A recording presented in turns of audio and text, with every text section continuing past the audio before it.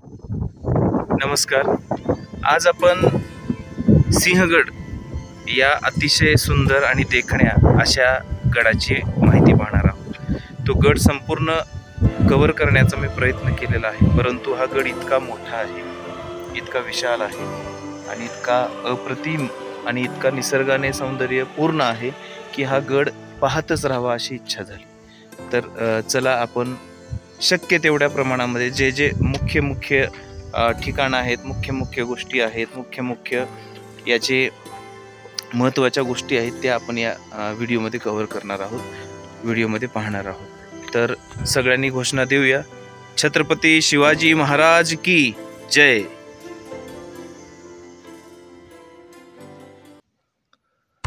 पूर्वी कोंढाणा या नावाने ओळखला जाणारा हा सिंहगड, हा किल्ला पुण्यातील एक सुप्रसिद्ध आणि लोकप्रिय किल्ला म्हणून ओळखला जातो.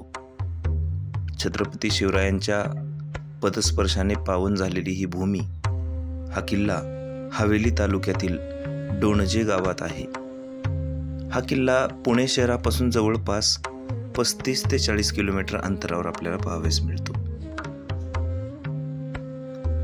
गडाची उंची जवळपास 1290 मीटर एवढी आहे आणि ज्यावेळेस आपण घाट चढून वर येतो त्यावेळेस हा पहिल्यांदा सुरुवातीला इथून किल्ला आपल्याला बघायला सुरुवात करावी लागते.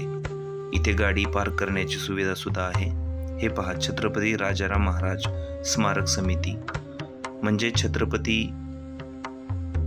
राजाराम महाराज यांची समाधी सुद्धा याच किल्ल्यावर असल्यामुळे आपल्याला सुरुवातीलाच गडाची ज्यावेळेस सुरुवात झाली त्यावेळेस आपल्याला त्यांच्या स्मारकाविषयी आपण त्या ठिकाणी माहिती पाहत होतो.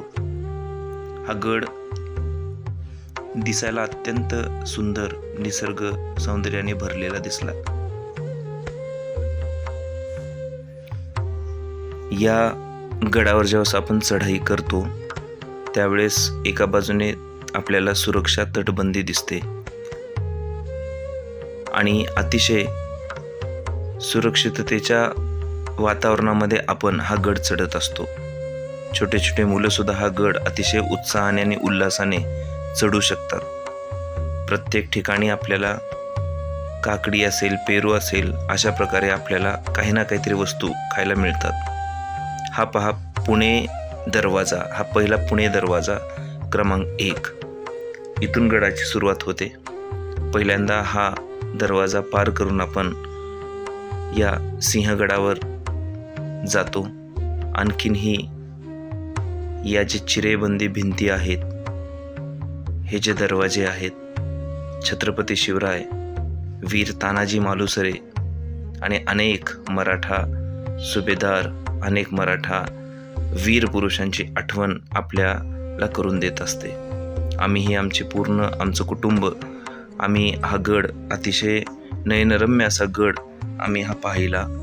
हा पुणे दरवाजा क्रमांक 2, सिंहगडावरचा हा परिसर, निसर्गाने अतिशय गदगद झालेला परिसर आपल्याला पाहावयास मिळतो. पर्यटकांची संख्या ही दाट होती.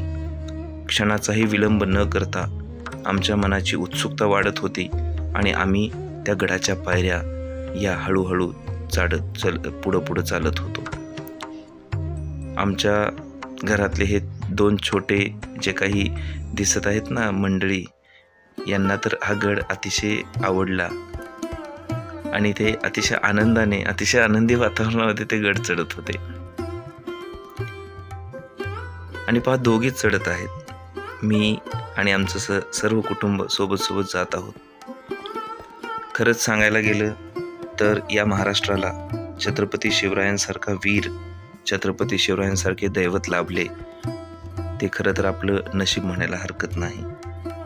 हे पहा, पहिल्यांदाच आपण इथं दारुगोळ्याचं कोठार पाहत आहोत. दरवाजातून आत आल्या आल्या उजवीकडे दगडी इमारत जी दिसते तेच हे दारूचे कोठार. आणि आता हे आपण पाहत आहोत बघा, ज्यावेळेस छत्रपती शिवाजी महाराज होते त्यांच्या काळामध्ये घोड्यांना एका ठिकाणी निवासासाठी जागा राहायची, ज्याला आपण घोड्याचा पागा असे म्हणतो. हीच ती जागा, जवळपास 100-200 घोडे सहज त्यामध्ये मावतील. आजही हा घोड्याचा पागा आपल्याला त्या ऐतिहासिक गोष्टींचा दाखला देताना दिसत असतो. गडावर विश्रांतीसाठी, खाण्यापिण्यासाठी असे छोटे मोठे हॉटेल्स आपल्याला पाहावयास मिळतील. लहान मुलांसाठी वेगवेगळ्या वस्तू, टोप्या असतील, चष्मे असतील हे पाहावयास मिळतील. आणि पावला पावलावर आपल्याला लिंबू सरबत असेल किंवा कोकम सरबत असेल, चणे, फुटाणे हे सगळे पाहावयास मिळतात. हे पहा, राजाराम महाराज समाधी, कल्याण दरवाजा हे सगळं काही आपण पाहण्याचा प्रयत्न करणार आहोत. या निसर्गामध्ये आम्हालाही या शहरी वातावरणापासून अतिशय मोकळ्या वातावरणामध्ये आल्यामुळे आनंद भेटत होता आणि आम्हीही छत्रपती शिवाजी महाराज की जय अशा घोषणा देत देत हा गड पुढं चालत होतो. आमच्या घरातून माझे आई वडील, माझी मावशी, भैया, वहिनी, मी, माझी पत्नी, माझ्या 2 पुतण्या आणि माझी मुलगी. आमच्या मुलींचे सुद्धा नावं बघा, हिंदवी, स्वराज आणि माझ्या मुलीचं नाव शिवाई. आम्ही छत्रपती शिवरायांचा वारसा आमच्या घरापासून जतन करण्याचा जीवापाड प्रयत्न करत असतो. हे पहा, आता आपण टिळक निवासस्थानाकडे येत आहोत, ज्याला आपण टिळक बंगला असे म्हणायला हरकत नाही. रामलाल नंदराम नाईक यांच्याकडून खरेदी केलेल्या जागेवरच्या या बंगल्यामध्ये बाळ गंगाधर टिळक येत असत. 1915 साली बापू म्हणजेच महात्मा गांधी आणि लोकमान्य टिळक यांची भेट याच बंगल्यात झाली असे म्हटले जाते. तो बंगला पाहून आता आम्ही पुढं सरकत होतो. निसर्गाची आणि या किल्ल्याची वाट आम्हाला प्रत्येक ठिकाणाकडे आकर्षित करत होती. हे पहा, असे अनेक तोफ आपल्याला वेगवेगळ्या किल्ल्यांवर पाहावयास मिळतील. अशाच या बुलंद तोफीच्याच आवाजाने ही स्वराज्याची भूमी शत्रूंवर तुटून पडत होती. सह्याद्रीचा घाटमाथा आणि तिथली थंडगार हवा आणि ही सिंहगडाची वाट आम्हाला छत्रपती शिवाजी महाराज त्यांच्या स्वराज्याची वारंवार आठवण करून देत होती. चालत असताना प्रत्येक ठिकाणी आम्हाला वाटत होतं की नक्कीच छत्रपती शिवाजी महाराज इथून गेले असतील. गड फिरत नंतर थोडीशी मज्जा म्हणून आम्ही एका ठिकाणी थांबलो. आमचे छोटे सगळे जे काही बालमंडळी आहेत त्यांना आईस्क्रीम म्हणजेच गोळा आणि सरबताचा आम्ही आनंद घेतला आणि पुढे निघालो आम्ही तानाजी मालुसरे यांच्या समाधीकडे.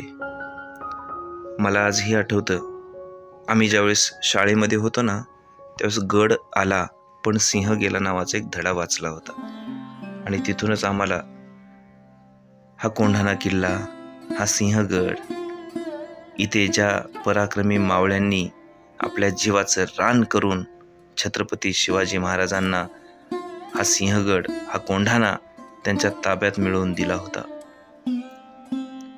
असे छत्रपती शिवाजी महाराजांचे विश्वासू शूर सरदार तानाजी मालुसरे याच ठिकाणी मुघल सत्तेशी युद्ध त्यांचे झाले आणि मुघलांना अतिशय ताठ मानेने ज्याने रोखून ठेवलं होतं आणि हा गड स्वतःच्या ताब्यात घेतला होता ते तानाजी मालुसरे आणि त्यांची समाधी ही आता आपण पाहत आहोत. इथे पाहिलं तर अनेक ऐतिहासिक गोष्टी यामध्ये आपल्याला वाचायला मिळतात.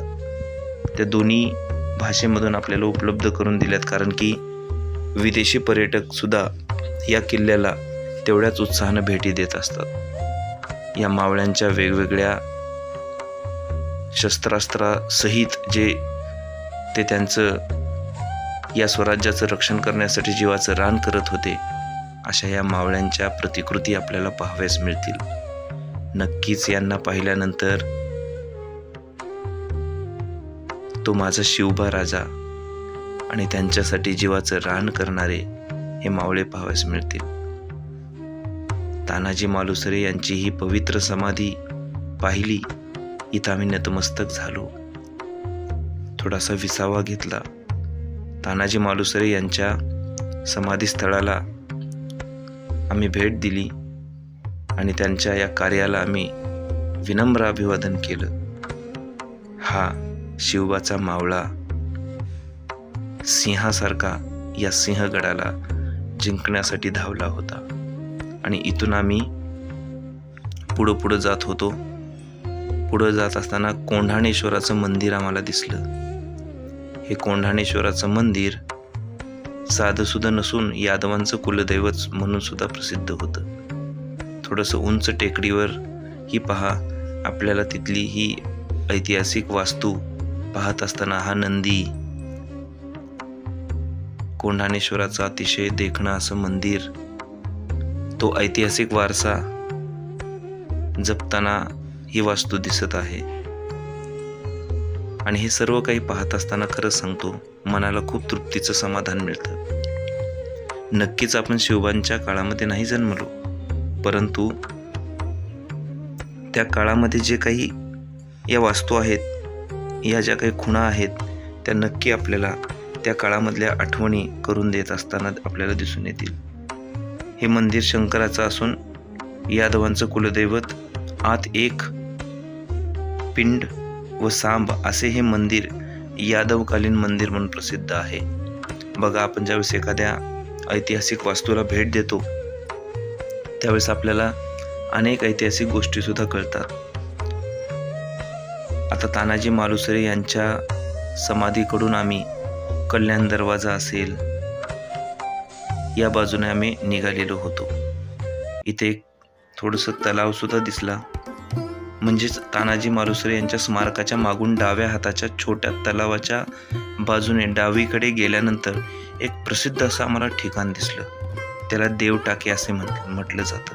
आता हे देवटाके म्हणजे काय, तर देवटाके या टाक्यांचा उपयोग पिण्याचे पाणी म्हणून होत असत. आजही आपल्याला तिथं एक मारुतीचं मंदिर दिसतं, त्याचबरोबर ह्या टाक्या दिसतात.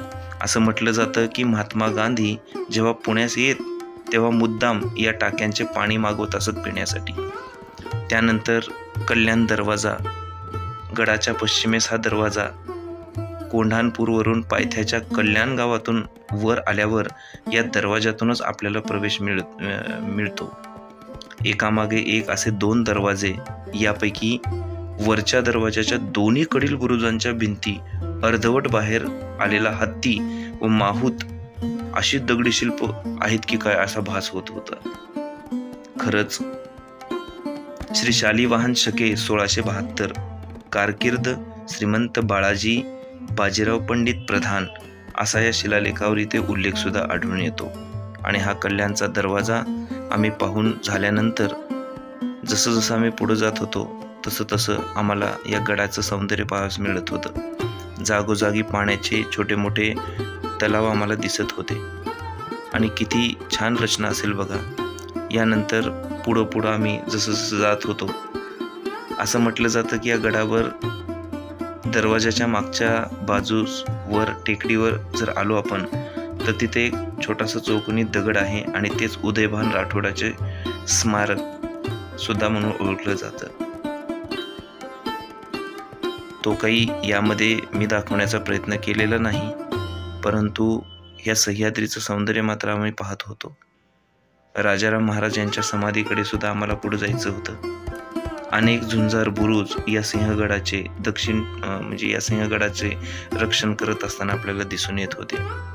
निसर्गाने परिपूर्ण आणि भरभरून असा या गड किल्ल्याला एक प्रकारचं सौंदर्य लाभलेलं आपल्याला पाहावयास मिळालं. एक चांगली गोष्ट सांगायची म्हणजे हा गड अतिशय स्वच्छ दिसला. त्यामुळं या गडाचं पावित्र्य सुद्धा राखलं जातं. आणि हीच ती जागा जिथे तानाजी मालुसरे यांनी आपला हात गमावला होता. एक छोटंसं मंदिर आहे, मध्ये तानाजी मालुसरे यांचा हात सुद्धा आपल्याला दिसून येतो. बघा पुढे राजस्थानी पद्धतीची रंगीत देवळासारखी जी काही एक तिथं घुमटी दिसते ती छत्रपती राजाराम महाराज यांची समाधी. मोगली फौजेला सतत 11 वर्ष टक्कर देणाऱ्या राजाराम महाराजांचे वयाच्या अवघ्या 30व्या वर्षी याच सिंहगडावर निधन झालं. म्हणून त्यांच्या स्मृतीला उजाळा भेटावा म्हणून या ठिकाणी राजाराम महाराज, छत्रपती राजाराम महाराज यांची आपल्याला समाधी पाहावयास मिळते. मध्ये पहा, हे समाधीचं आपल्याला दर्शन करता येईल. या गडाचं खरंच शब्दात वर्णन करणं अशक्य आहे. हा गिरिदुर्ग मध्यम चढाईचा गड म्हणून सुद्धा प्रसिद्ध आहे. संपूर्ण गड पाहिल्यानंतर थोडा कलिंगडाचा, काकडीचा आस्वाद घेतला आणि छानपैकी पिठलं भाकरीचा बेत आणि सोबत कांदा भजे आणि दही आणि साखरेची वाटी घेऊन आम्ही या गडामध्ये आस्वाद घेऊन आम्ही नंतर आमच्या पुढच्या मार्गाकडे मार्गस्थ झालो.